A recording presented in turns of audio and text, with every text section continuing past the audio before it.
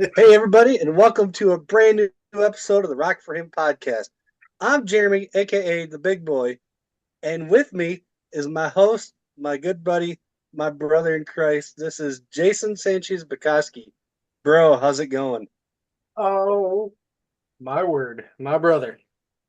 Tonight is one that I have been looking for. And I got to say, for those watching on Facebook, third time's a charm.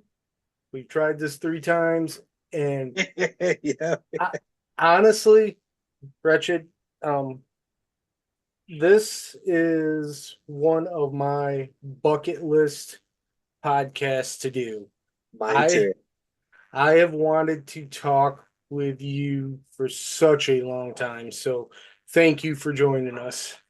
So, for everybody watching, if you don't know who this is this is Wretched Grave Robber, the lead singer for the horror punk band Grave Robber. How's it going, Wretched? Well, I appreciate you having me here with you tonight. Yeah, We have been couldn't looking be a forward to this. better time in October, right? And maybe that's why it took so long to make this happen. But I promise you, I will take full responsibility for this taking so long. But I'm happy to be here. We're excited to have you here. So, where are you from? Oh, well, if you're asking where the band is based, we're based in Fort Wayne, Indiana, which a lot of people don't really realize is really the home of Christian rock. Petra started here in Fort Wayne, Indiana, Mm, and Petra is where we took our name, Grave Robber, from. So from mm, Fort Wayne. There you go. mm. So I just, before we came on, I told you a little bit that this is one of those bucket list podcasts that I have wanted to do. Back when we started Rock for Him, Jeremy said to me, "You need to hear this band because I was a huge Misfits fan, like huge. Like I have every single one of their CDs. I seen them on tour, like, and he's like, "You need to check these guys out." And I was like, "It's the Christian Misfits. I love these guys." And then he tells me, "Check out the single." And you covered Misfits songs. I was just like, I it doesn't get any better. So for that, I want to say thank you. Thank you for that. That's we did it for you, Jason. Only for you. I No, that's not figured. true. No, that's not true. We actually did it for me. So tell us a little bit about the origin of Grave Robber. For those that are turning in that have never seen you guys or know who you are, tell us a little bit about Grave Robber. Well, to begin with, let me say this, and I want to be careful. Be very careful how I say this so that I get the point across correctly. Grave Robber has never intended to be quote unquote Christian entertainment. That's not why we exist. The band exists because we truly were fans of the Misfits. We truly were fans of things that were horror related and horror adjacent movies and imagery, gothic imagery and spooky stuff. And we also realized that we had an incredibly deep, deep adoration for the Reanimator. Hmm. Of course, I'm referring to the one who could give sight to the blind, the one who uh, could raise the dead, and Hmm. the one who could, well, the only one in human history to raise himself from the dead. That's Hmm. who we're speaking about. And our deep adoration for him, coupled with our love of all things horror and the Misfits, just made sense. We were all worship leaders at a particular church, and one night our pastor was preaching out of Romans 6:11, that we're to consider ourselves dead to the world, which I really didn't find all that difficult to do. And then we immediately took communion right after. I thought, well, we're dead guys, drinking blood and eating flesh. The zombie apocalypse started over 2,000 years ago. Followers of the Reanimator are the greatest zombie horde in the history of the world. So we launched the band, and 2 weeks later opened up for Dr. Chud, the former drummer of the Misfits. And we've been at it ever since, and next year will be our 20th year. I think we're going to call the new album Too Stupid to Quit. We're still doing it. We're still not famous. We're still not making money, but we are still telling everyone that there is something better than the death on this planet. There is a wonderful, wonderful death that you can die to. Die to your pride, die to your ego, die to yourself, and find real, true life in him. That's why the band exists, not to be Christian entertainment. Now, I'm very happy that folks like yourselves appreciate what we do and enjoy it and are entertained by it. And we do try to be entertaining, but primarily we're trying to tell a very angry world that there's something better. And he has a name, and his name is truth. His name is the way and the life and the resurrection. And that is why we exist. Love it. Man, I know you were saying that, you're not necessarily quote unquote Christian band, but brother, what you just did there, that if that doesn't get people excited, I mean, for people who don't know who Christ is, they show up to a grave robber show. And I mean, I've listened to your music now quite extensively, and maybe I'm reading into it, but I can hear Christ through it. You may not call him out by name, but I know he's in there all the way through it. And that's what's fantastic about you guys. Correct one thing. I didn't say we were not a Christian band. I said we're not Christian entertainment. All the That's what I members meant. of Grave Robber are Christians. We do follow him, Right. but we don't. Our primary goal isn't just to make cute little songs for Christians. Our primary goal is to be evangelistic and let people know that there's a better thing than following the death and destruction of this planet. And we're not a political band either. We've never got into politics, but clearly you'd have to be an idiot to not recognize that we are spiraling out of control. Yep, absolutely. And that's kind of what I meant. I apologize on what I said about the Christian band. What you said is kind of where I was heading with it. So that's on me. I apologize for that. Oh, no apologies necessary. I think it's just important that so many bands are walking away. Bands that once professed faith in him are walking away. And I was just talking to Tobin from Flatfoot 56 right before this interview about that very subject. That there are so many bands out there and artists who've decided that they no longer believe, that they no longer follow him, that they no longer want association with him. My association is not with a religious system. My association is with him and him alone. He is king and always will be. At this point in my reanimated corpse state, I can't fathom trying to even be alive without him. And that's the truth. Mm, Absolutely. love that.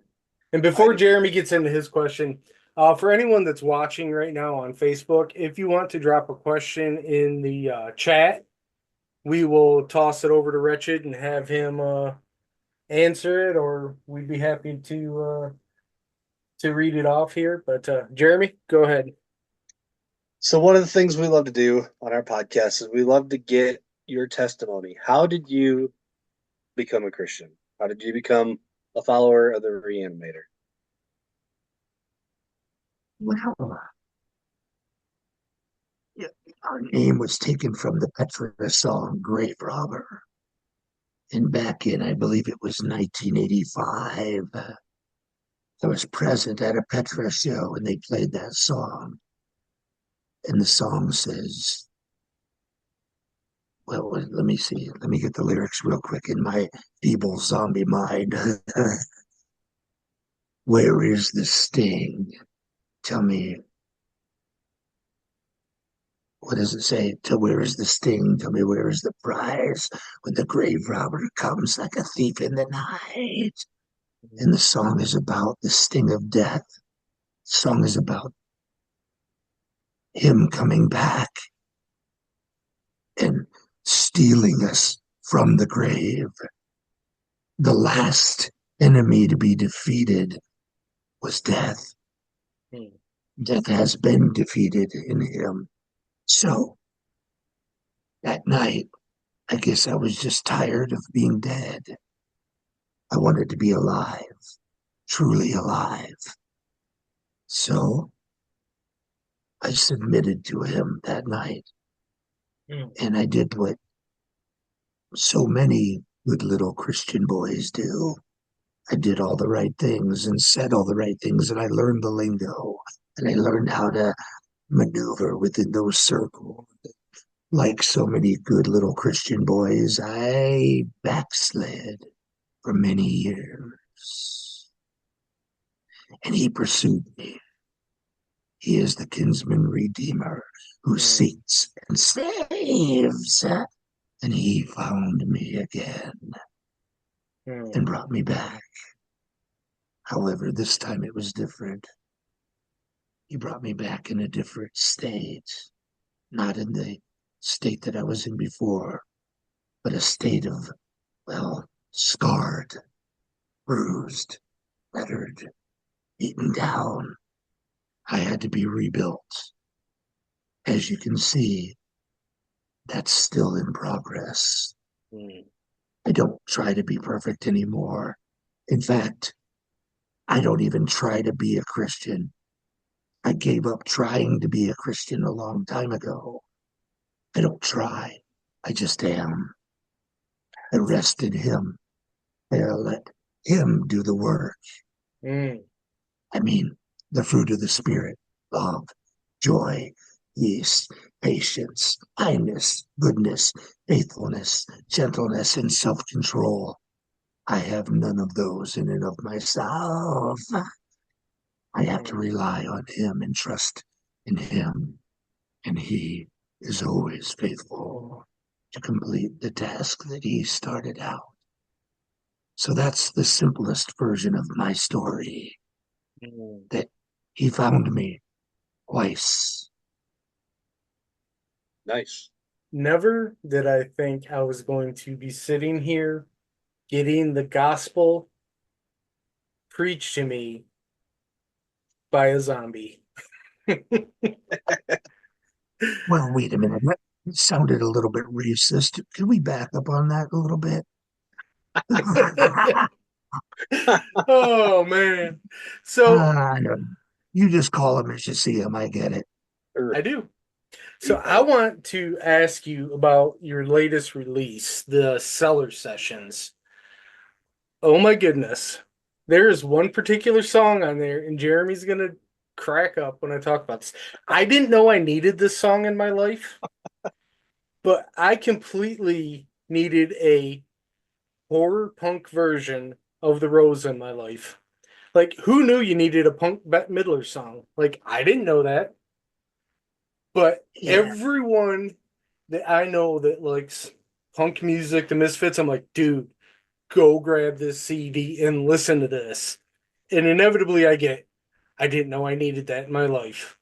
Like, Well, Well, to begin with, that CD should have never happened because tracks 3 through 9 were just us messing around in the basement, in the cellar, hence the name The Cellar Sessions.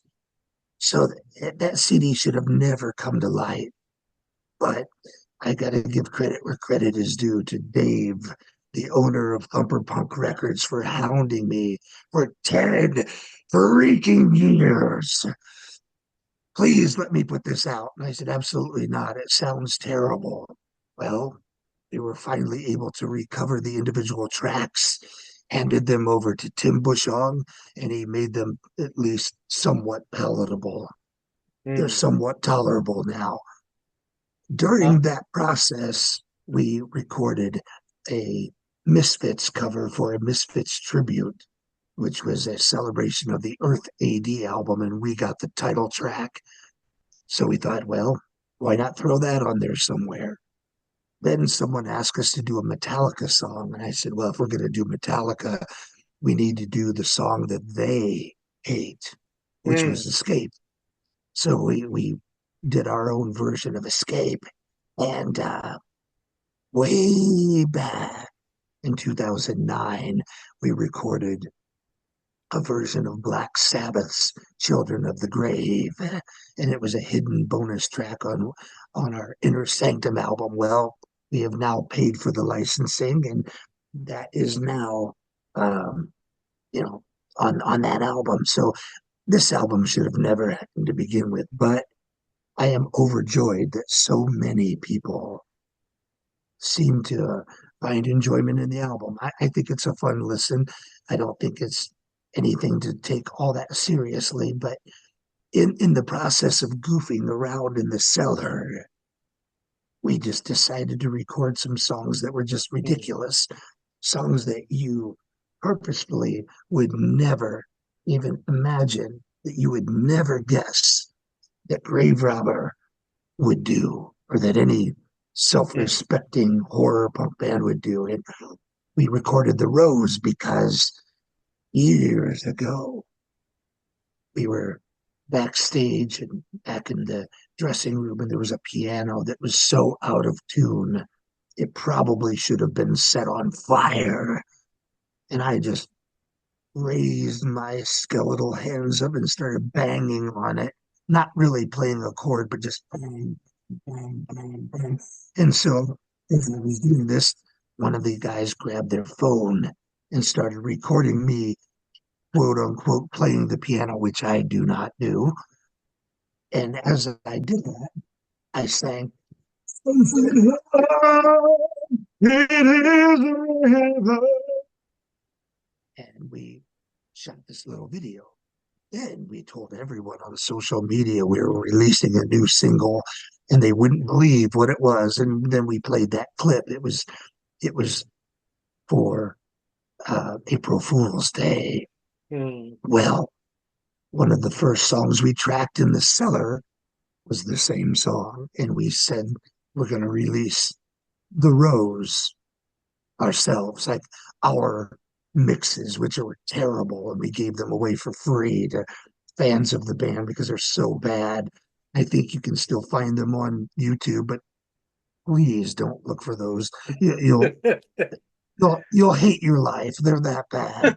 Anyway, we told everyone that the we were releasing The Rose, and they said, "Oh, you did that last year." And then we actually did release the song. Well, now with Tim Bushong's mix, and there were a couple of things here and there that we made changes on, like adding the tremolo to the lead line of the song, and just in general mixing it and giving it a good proper mix and making sure the vocals were where they needed to be, and EQing the guitars and compressing things properly and just turning it into a lot more enjoyable song. I personally think that our version of The Rose came out really well. That Like, one, I think that my two favorites on the album are not even punk rock songs, not Mm, even metal songs. It's yeah. The Rose and Time After Time by Cyndi Lauper. Those are my two favorite songs on the record. Yes. Yes, that is fantastic. Like when Time After Time came on, bro, that's like I don't I know Cyndi Lauper is like major musician back in the day. I was never a huge fan of hers. That was one song that Neither. I was like, oh, such a great song. And then it was on the CD. I'm like, all right, I gotta hear what they did with this. And I was like, oh, dude. Like I'm sure Jeremy could just list off how many texts I'm sending him as I'm listening to that CD. oh yeah. Like I'm like, oh, did you hear this? Oh, Jeremy, check this one out. Oh, check this out. Like amazing.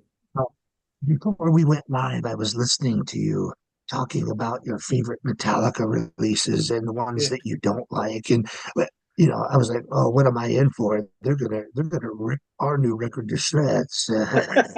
No, dude. Dude, Oh, like one thing that you have to understand is this, like I said, this has been one of those podcasts that I have been looking forward to. I love punk music, and to steal a line from our producer Riker, your music scratches that itch that I need. So I really don't think there's much that you could release that I'd be like, oh no, this is garbage. Honestly. I I've haven't heard always you said yet. that, yeah, we are all, metal fans. We love hardcore, we love metal, we love punk rock. You know, we kind of like pop music too, depending on what it is. But Yeah. we just like good songwriting. And Yeah. one of these days we'll figure out how to do good songwriting and it'll be great. But it's so like I've always described Grave Robber as, we're horror punk with metal muscle. Even when we play a more punk rock song, we try to filter it through the strength of metal because I just think punk rock sounds the best when it has that kind of strength behind it. Hmm. Yeah, for sure. absolutely. So here's an idea, Jason. You're probably gonna laugh at me, but Grave Robber needs to do a punk rock cover of Taylor Swift's "Look What You Made Me Do." We've already done that. You have, dude. How did I not know this? No, no, I'm lying. I would never do. You guys should. I think it would be. I think it would be awesome. Now, I mean, if we're going to cover The Rose by Bette Midler, I mean, anything is on the table at that point. I mean, listen, you just got to keep it weird. Just roll with it. Find the most That's awkward songs that people are like, they could never do this. And be like, yep, we're doing it. keep it weird. Keep it Keep weird. it weird. Keep it Well, weird. we are a peculiar people after all. Absolutely. Oh So man. what what comes next for Grave Robber? I know you guys just put out the Cellar Sessions. I know you're touring as much as possible. Like, is there another album in the works or? I think we're long overdue for a new record, and next year is 20 years. So here's what we have planned. The Cellar Sessions will be coming out on vinyl next year. Mm, You're All Gonna Die has never been on vinyl, but it will be next year on vinyl. All of our previous releases up to the Cellar Sessions have already been remastered, and it's going to be everything is going to be re-released on one collection, one low price. Nice. And then we're going to record and release a new album next October. That's mm, that's that's the plan. And we're talking to a label in Germany about going over and touring. The label that's putting out the vinyl wants us to come over and tour Europe, and specifically Germany. I am trying to figure out how to get to Japan. I mean, honestly, I just want some good Japanese food. That's the only reason I want to go. But, uh, but we definitely would like to get over to Japan, and we do have plans in April to go to Mexico, back to Exodo Fest, and play that again. So there's a lot that is coming up, and once October is over, we go into pre-production for the new album. Awesome. Cannot wait for that. So, You guys want to hear? You want to hear what the title is for the new album? Would you like to hear that? Sure. yes. Absolutely. Currently, we're calling the new album the new album. We don't have a title yet. It's too early. Oh, I was like all excited there. I'm like, oh, we're about to get some inside news. Oh, this is gonna be great. Yeah, no. I should know. All right. All right. Grave Robber has always been a perfect balance of delivering the goods and utter disappointment. So now you've had both. Oh. All right. So I gotta ask, of all the bands that you have been able to tour with, who has been your favorite band that you've gotten to play with? Or who was that band that you were just like, oh, I can't believe I'm getting to play this show? I mean, I think that's pretty easy. The Misfits. We've gotten opened up for them 3 or 4 times, and not only were they great, they were incredibly easy to work with, and they let us do what we do, and didn't try to stand in our way for sound checks, or they didn't cheat us on the sound or anything. They were very gracious and very easy to work with. Um, Second, I shouldn't even say second, because Bobby Steele, the original guitar player of the Misfits, is a good friend of mine. He's also a believer now. And playing with the Undead, his band was fantastic.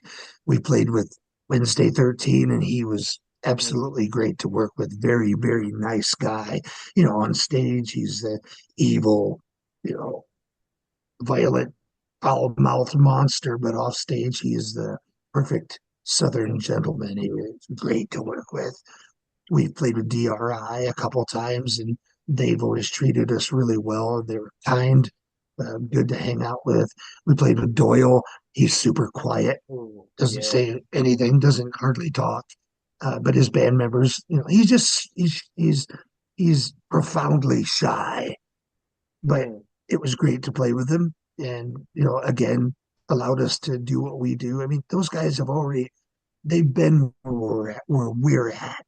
So they were, they didn't try to chump us on anything or stop us from doing anything that they thought would, maybe, I don't know. They allowed us to be us, and it was great. I'm trying to think who else bigger bands we played with. We played with the Huntingtons and Flatfoot 56, and we played with let's see, Living Sacrifice. We played with oh gosh, Blitzkid, Calabrese, Michael Graves was a lot of. We did four shows in a row, 4 nights in a row with Michael Graves, and that was great. He was got along with him just fine, and he was great to play with, and yeah. So I mean, honestly, within the horror punk world, I mean, it's when it comes down to is everyone's at the core just a big giant nerd. I mean, the horror punk is as nerdy as comic books and video games or Star Wars, Star Trek, Lord of the Rings. Horror is just as nerdy. We've done a couple horror conventions and met some of the biggest stars in horror. We met, Michael Berryman from The Hills Have Eyes, and he's just a big nerd and a really nice, kind guy too. He just sat and talked as long as you would talk to him. He didn't treat us like we were below him or anything like that. We met a couple of the guys who played Jason Voorhees, and we met a couple guys who played Michael Myers. We've met. If you like what you saw today, hit the subscribe and like button down below, and don't forget to share it to all your friends. Also, leave us a comment down below. If you're gonna rock, rock for him.